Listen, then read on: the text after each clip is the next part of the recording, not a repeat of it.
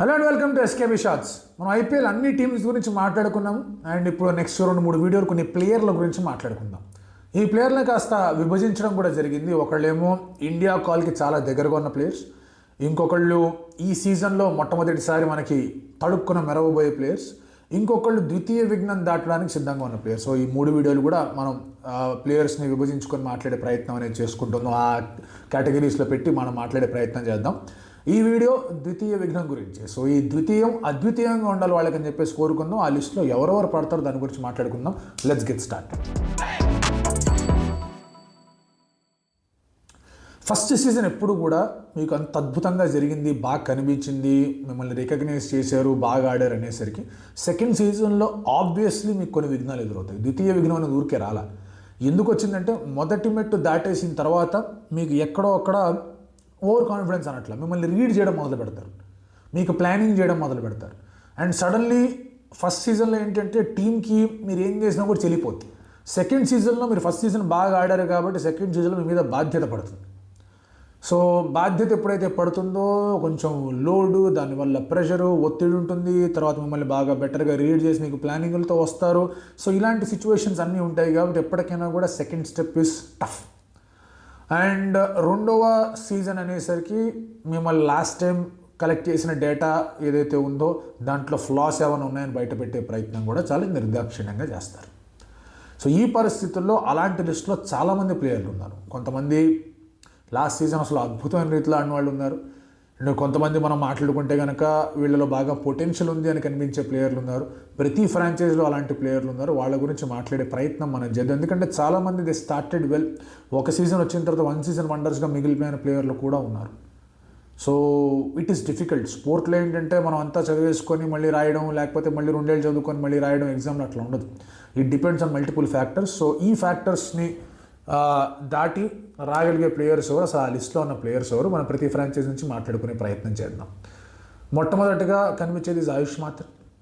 For a very simple reason that under-19 captain అద్భుతంగా అక్కడ రాణించాడు, ఆడాడు. స్పిన్ను, బౌలింగు, ఫీల్డింగు, క్యాప్టెన్సీ అంతా చేశాడు.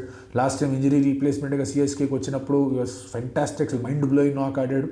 అండ్ అతను ఆడే విధానం కూడా బాగుంది. అండ్ దెన్ అప్పుడే ఆ బ్యాక్ లిఫ్ట్ గురించి, తను ఆడే షాట్ల గురించి, ఫుల్లర్ లెంత్ బాల్ వేస్తే దొరికిపోతాడు అది గురించి కొన్ని అసెస్మెంట్లు, అనాలిసిస్లు వచ్చాయి. నౌ ఇంకొంచెం మెచ్యూరిటీ అనేది వచ్చి ఉంటుంది అతనికి. So hopefully he has a very good season in the second season అని చెప్పేసి కోరుకుందాం. అదే లిస్ట్లో సిఎస్కేలో మీకు ప్లేయర్లు ఉన్నారు. ఉర్విల్ పటేల్ కూడా ఉన్నారు. బట్ ఎక్కువ శాతం మ్యాచ్లు వస్తాయా రాదనేది డౌట్. దాని గురించి మళ్ళీ మనం తర్వాత మాట్లాడుకుందాం. అగైన్ ఆయుష్ మాత్ర గురించి మాట్లాడంటే వైభవ్ సూర్యవంశి గురించి కూడా మాట్లాడుకోవాలి. ఆయుష్ కన్నా ముందే వైభవ్ సూర్యవంశి ఒక పెద్ద సెన్సేషన్ క్రియేట్ చేశాడు. ఇండియాకి సంబంధించి యంగ్ క్రికెట్ ప్లేయర్ ఎవరబ్బా ఇక్కడ దుమ్ము దులిపోయిందంటే వైభవ్ సూర్యవంశి అంటున్నారు. సెకండ్ ఫాస్టెస్ట్ 100 ఉంది. ఆ తర్వాత మీకు అండర్-19 ఫైనల్స్ దుమ్ము దులిపాడు, చాలా బాగా ఆడాడు, క్రియేటెడ్ వేరే లెవెల్ సెన్సేషన్ అనేది క్రియేట్ చేసుకుని వచ్చాడు. అతని చుట్టూ ఒక యూఫోరియా అనేది ఉంది. రాజస్థాన్ రాయల్స్కి స్టార్టింగ్ ఈజ్ ఓపెనింగ్. సో ఇలాంటి విషయంలో అతని మీద కూడా దృష్టి అనేది కనిపిస్తుంది. ఎట్లా ఆడబోతుంది, ఆ బ్యాక్ లిఫ్ట్ ఏంటి, ఆ కొట్టేది ఏంటి, అవన్నింటినీ కూడా ఇప్పుడు చూసుకొని ఆ రెప్యుటేషన్, ఆ బాధ్యతతో ఎట్లా ఆడతారనే దాంట్లో ఆ లిస్ట్లో వైభవ్ సూర్యవంశి కూడా ఉన్నాడు. I think to an extent Aniket Varma కూడా అదే సీజన్లోకి వస్తాడు, అదే ఈ కేటగిరీలోకి వస్తాడు. Last season was a break through season. Although అతను డొమెస్టిక్ ఆడినా కాస్త అనుభవం ఉన్నా కూడా will come in to that same season. మన సెకండ్ సీజన్ అనేది అదే రీతిలో షైన్ అవ్వగలడా, అదే రీతిలో ఫైర్ అవ్వగలడా అనికేత్ వర్మ అని చెప్పేసి ఆ లిస్ట్లో అతను కూడా ఉన్నాడు, అందులో ఎటువంటి సందేహం లేదు. And ప్రియాంచార్య, of course ప్రియాంచార్య was one of the major reasons Punjab Kings అంత బాగా ఆడడానికి. ఢిల్లీ లీగ్లో చాలా అద్భుతంగా ఆడిన తర్వాత అదే ఫామ్ని, అదే ఊపుని, అదే 6 సిట్టింగ్ని కొనసాగించుకుంటూ అదే బౌండరీ సాధించే రేట్ అనేది మెరుగుపరుచుకుంటూ వచ్చి చాలా బాగా ఆడాడు పంజాబ్ కింగ్స్కి. అండ్ నౌ ఇప్పుడు how is he shaping up అనేది కూడా ఒక interesting aspect to look forward to. Delhi Capitals నుంచి my eyes are on Vipraj Nigam. ఎందుకంటే లెగ్ స్పిన్నింగ్ ఆల్రౌండర్ ఇండియాలో ఇప్పటిదాకా లేడు. అండ్ విప్రజ్ నిగమ్ ఆ గ్లింప్సెస్ ఆఫ్ ఆ హోప్ అనేది ఇచ్చాడు. ఫస్ట్ సీజన్ బాగా బ్యాటింగ్ కూడా చేశాడు, బౌలింగ్ కూడా చేశాడు. 11-12 వికెట్లు ఉన్నాయి. ఒక దాంట్లో 30, ఒక దాంట్లో 25. కొట్టగళ్ళు, మంచి షాట్లు ఆడగళ్ళు, ఎదురుకుండా ఏ బౌలర్ ఉన్నాడనే ఆలోచన ఉండదు. మంచి ఫ్యూచర్ పొటెన్షియల్ కనిపించింది. But can he again continue, అది కూడా చూసుకోవాల్సిన ఒక అంశం కనిపిస్తుంది అతని దగ్గర నుంచి కూడా. విప్రజ్ నిగమ్ గురించి మాట్లాడాలంటే సేమ్ లిస్ట్లో దిగ్వేష్ సింగ్ రాఠీ.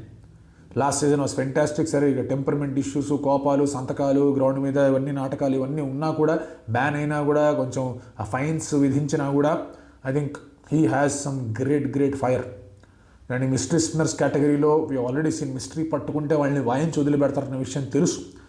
బట్ ఆ మిస్టరీని పిక్ చేశారా is again big question. So Digvesh Rathi ఏ విధంగా బౌలింగ్ చేయబోతున్నాడు అనేది కూడా చాలా interesting thing to find out. Vignesh Puthur అతను ముంబై ఎక్కడి నుంచి స్కౌట్ చేసిందో ఎవరికి తెలియదు. రైట్ నౌ విత్ రాజస్థాన్ కొంచెం ఇంజరీ కన్సర్న్స్ అవి ఇవి వచ్చాయి. అతనికి ఆడే అవకాశం వస్తుందా, వస్తే కనుక ఎట్లా ఆడతాడు, ఆ లెఫ్ట్ ఆర్మ్ చైనామన్ అనేది ఏ విధంగా బౌలింగ్ చేస్తాడు అనేది కూడా చూడడానికి చాలా చాలా ఇంట్రెస్ట్ కనిపిస్తుంది. Same with Ashwani Kumar.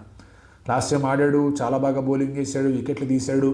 And will he continue to do that same thing? తనకు అవకాశం వస్తుందా, ఆడే ఛాన్స్లు అనేవి ఉంటాయా, ఏంటి పరిస్థితి అనేది కూడా అక్కడ కూడా ఒక చూసుకోవాల్సిన అంశం ఉంది. And if he can do well then there is great stuff here.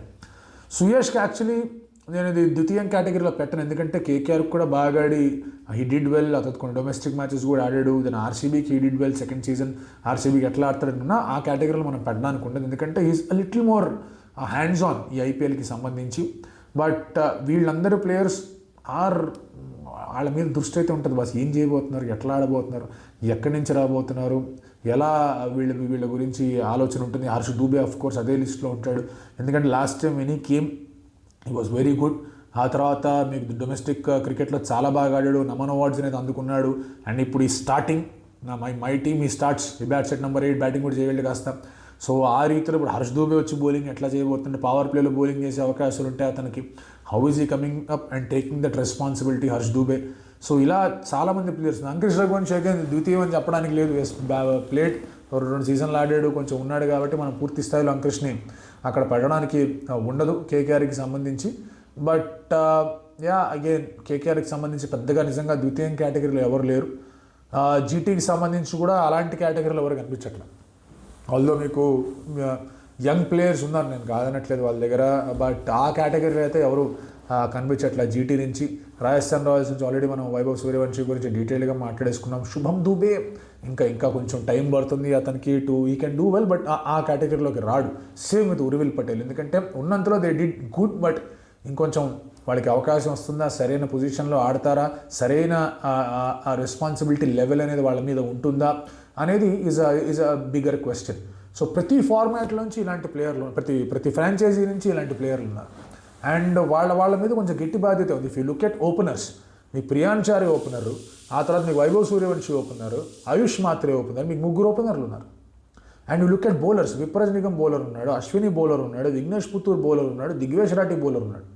So ఇంతమంది ఆప్షన్స్ మీకు అక్కడ కూడా కనిపిస్తుంది. మీకు ఫినిషింగ్ గురించి మాట్లాడుకుంటే కనుక డెఫినెట్లీ మీకు అనికేత్ దగ్గర నుంచి కూడా అంతే రకమైన హోప్, ఆ రెస్పాన్సిబిలిటీ అనేది అతని దగ్గర నుంచి కూడా కనిపిస్తుంది. అతని మీద బాధ్యత అనేది కనబడుతుంది, ఎట్లా చేస్తాడు ఏంటి అని చెప్పి. So it is getting very very interesting. It is becoming ఒక లెవెల్లో ఉంది.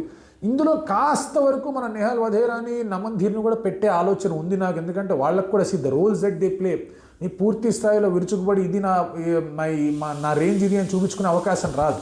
సో అందులో వాళ్ళని ఇంక్లూడ్ చేయాలనిపిస్తుంది. కానీ again they played 2-3 seasons. So వాళ్ళని పూర్తి స్థాయిలో ఆ లిస్ట్లో పెట్టలేము. Again they bat at positions where వాళ్ళు నిజంగా అంత రేంజ్ ఎగ్జిక్యూట్ చేసే అవకాశాలు అనేవి రావు. సో కొంతమంది ప్లేయర్స్ ఉన్నా కూడా వాళ్ళని పూర్తి స్థాయిలో ఈ లిస్ట్లో పెట్టలేకపోతూ ఉన్నాం. But all of these guys have got huge potential. ఎవరైనా మిస్ అయ్యారంటే కనుక మీరు కమెంట్లో తెలియజేయండి, ఎందుకంటే ఇంతమంది ప్లేయర్లు ఉంటారు, పట్టుకొని మాట్లాడడం చాలా కష్టం. టాప్ ఆఫ్ మై మైండ్ రీకాల్లో ఉన్న ప్లేయర్స్ వీళ్ళు. మరి